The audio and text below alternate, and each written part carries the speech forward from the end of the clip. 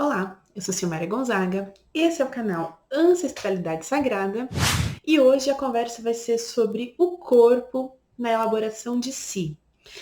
Nos vídeos anteriores eu falei sobre o processo de leitura como elaboração de si, falei também sobre o processo de escrita como elaboração de si e poderia estender isso a uma diversidade de oportunidades que a gente tem nesse processo de elaboração. A arte dentro desse vasto processo que ela envolve das suas diversas linguagens, mas hoje em especial eu quero falar sobre o corpo. Como indicação de aprofundamento desse tema, eu vou fazer uma indicação de leitura de um livro chamado A Teologia do Prazer. Esse livro ele vai passar por aspectos biológicos, históricos, psíquicos, psicanalíticos, psicológicos. Então ele vai fazer uma gama de conhecimentos, vai fazer uma trajetória por uma gama de conhecimentos para falar sobre o processo de relação com o nosso corpo e sobre o processo de relação com o nosso prazer. Por que eu trago esse tema corpo na elaboração de si? Porque por muitas vezes a gente foca muito no processo da psique, nos processos psicológicos, emocionais, energéticos e até mesmo espirituais. E acabamos esquecendo um dos fatores principais de todo esse composto orgânico, que é o nosso próprio corpo. Como a gente recepciona essas emoções fisicamente. É muito falado hoje sobre as doenças psicossomáticas, de como a gente somatiza questões emocionais no nosso próprio corpo. E a gente tem uma série de questões hormonais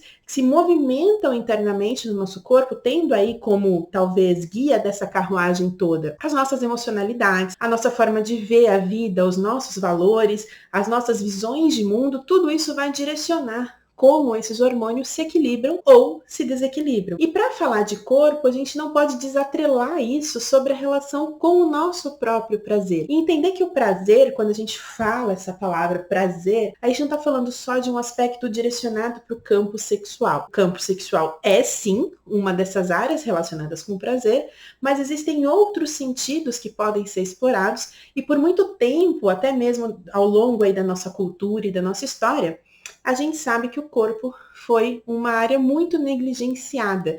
O corpo como pecado, o corpo como algo que precisa ser condenado, que é a origem do pecado, que é a origem de todo mal, que precisa ser amaldiçoado, que precisa ser coberto, que precisa ser afastado. Então o corpo como se fosse a grande questão aí do viés do mal, como se todo mal se manifestasse através dos nossos sentidos.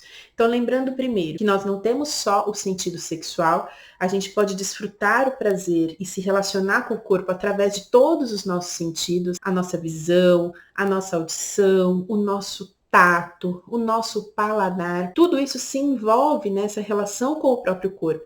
Existe até uma máxima de que se você quer desenvolver o seu sexto sentido, esse processo muito que a gente fala da intuição, né, de ver além das aparências e tudo mais, para que você chegue a desenvolver essa sexta, né, esse sexto sentido, você precisa desenvolver muito bem a potencialidade dos seus outros 5 sentidos. Então é importante a gente pensar nessa nova visão de corpo, pensar qual que é o papel que a gente está dando, qual que é a importância que a gente está dando para o corpo nesse movimento, quais são aqueles desejos mais ocultos no sentido de movimento do corpo, de atividade física, de explorar uma dança, de explorar qualquer possibilidade, yoga, qualquer alongamentos, qualquer atividade que envolva o corpo como peça central do processo, para que a gente possa realmente considerar ele no processo de elaboração de si. Pensando que corpo não é só a questão física, mas também a nossa voz, como a gente se relaciona com a nossa voz, qual é a exploração que a gente faz das potencialidades da nossa voz, também do nosso equilíbrio. Então, como que a gente se relaciona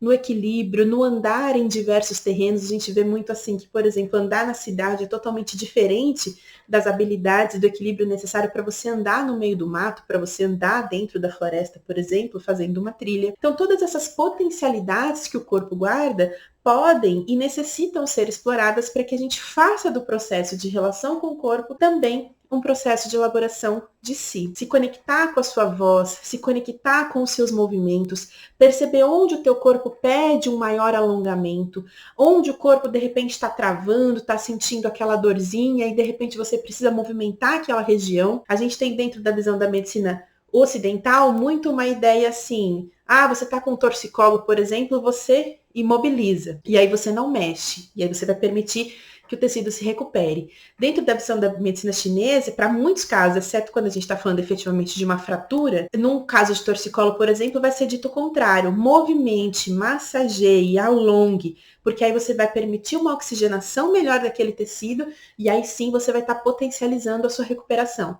Então, não é incomum eu já ter tratado casos de torcicolo, por exemplo, em que na medicina tradicional a pessoa demoraria 3, 4 dias para se recuperar, sentindo aquela dor e de forma muito imobilizada, e aplicando técnicas de medicina chinesa, acupuntura, massagem, alongamentos, a gente consegue uma recuperação num tempo muito mais curto. Às vezes, no mesmo dia, a pessoa já tem um episódio de melhora. Então, só para a gente comparar um pouco as visões e entender que existem movimentos diferentes nessa relação com o corpo. Importante a gente pensar de onde vem essa condenação desse corpo, de onde vem esse padrão que estabelece que o nosso corpo é inadequado, que a gente tem que desgostar desse corpo, que a gente não deve se relacionar com ele, porque o mais importante, sei lá, é a nossa alma, é o nosso espírito que é eterno e esse corpo, como ele é finito, eu não devo me relacionar com ele, porque como eu disse anteriormente, ele fica como sendo uma fonte de pecado. Então é importante a gente pensar de onde vem todos esses direcionamentos que a gente vai assimilando dentro da cabeça e deixa de viver essa experiência do corpo. Então é importante a gente pensar nisso. Eu gosto muito de trazer a visão do Osho, por exemplo,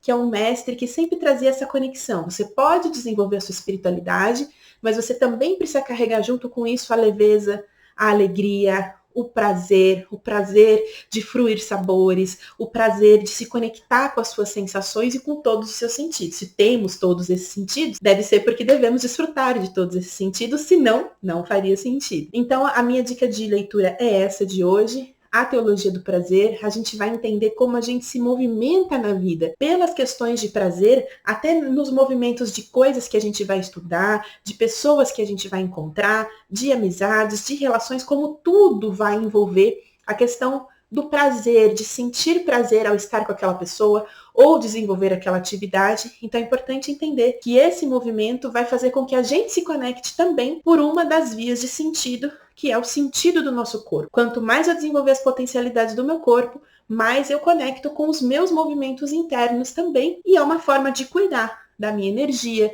de cuidar da minha espiritualidade e de cuidar da minha saúde. A gente já falou aqui no canal sobre questões de alimentação, sobre cuidados energéticos. Então, tudo isso está relacionado com o corpo. As terapias corporais, inclusive, elas vão atuar justamente tendo o corpo como ponto central. Não necessariamente a psique, mas sabemos que cuidando do corpo, a gente atinge todos os outros corpos. O corpo emocional, o corpo espiritual, o corpo energético. Então a gente pode partir do físico para cuidar também de todos esses outros corpos. Então essa foi a dica de hoje. Eu sou Silmara Gonzaga e esse foi o Ancestralidade Sagrada. Te encontro no próximo vídeo.